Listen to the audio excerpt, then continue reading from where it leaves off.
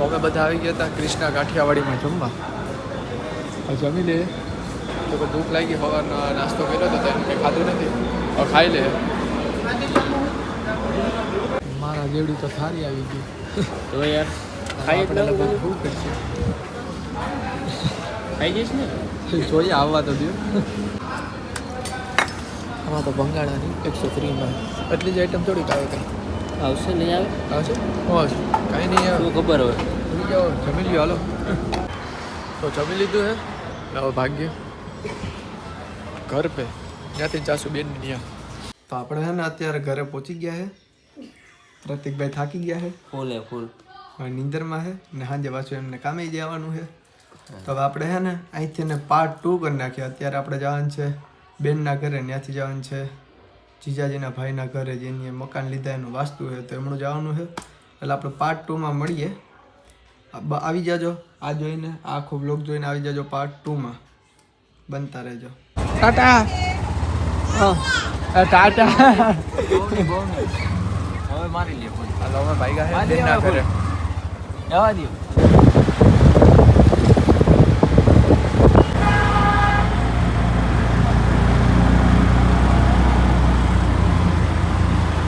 રખડે ગડી. જય માતાજી થોડુંક હોય અત્યારે કાં પાછું.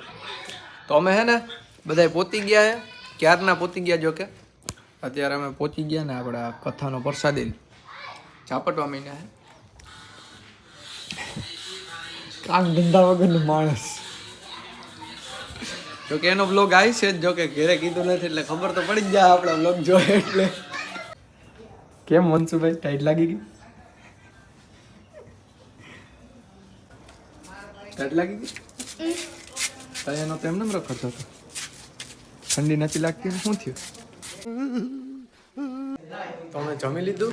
હવે બધા આવું કંઈક અમારા ગામમાં મળે પણ થોડું ઘણું મળે, એટલું બધી નથી મળતું. એક ભાઈ વા બેઠા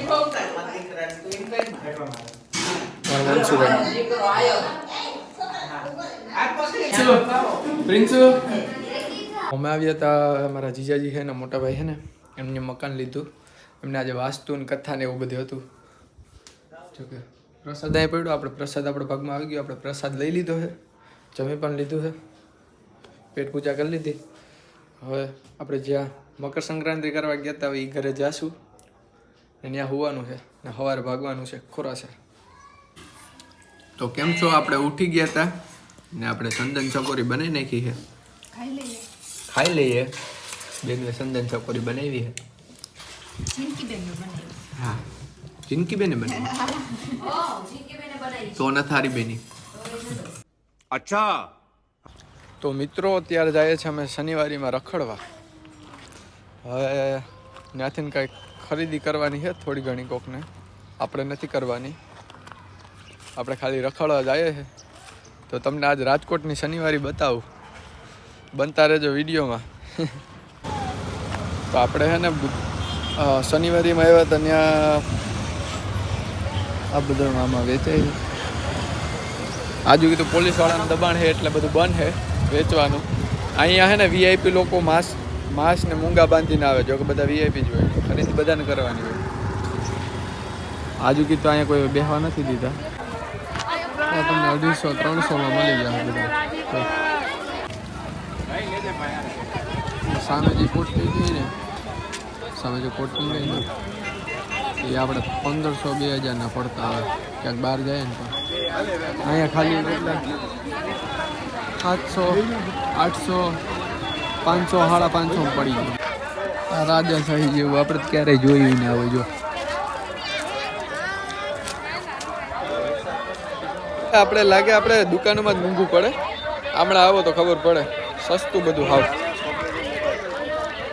બોલે તો વડાપાઉં. આપણે વડાપાઉં લઈ લીધા, ગુજરીમાંથી આવી ગયા. પેલા ગેટેથી વડાપાઉં લઈ લીધા, ભાગ્યા ઘરે જઈને ખાઈ લો. તો આપણે જમી લીધું ને અત્યારે છે ને આપણે પ્લાન કેન્સલ થઈ ગયો ઘેર જવાનો. હવે આપણે સૂઈ જઈએ, કાંઈ કરાય નહીં, સૂઈ જવાય સાનું મનું. હવે આપણે આજે જવાનું તો અત્યારે કાંઈ ટ્રેનનું કાંઈ છે નહીં કાંઈ, એટલે હવે કાલે જવાનું છે. કાલે સવારમાં નીકળી જાઉં એટલે 12 વાગે પહોંચાડી દે આપણે ટ્રેન આપણા ગામમાં.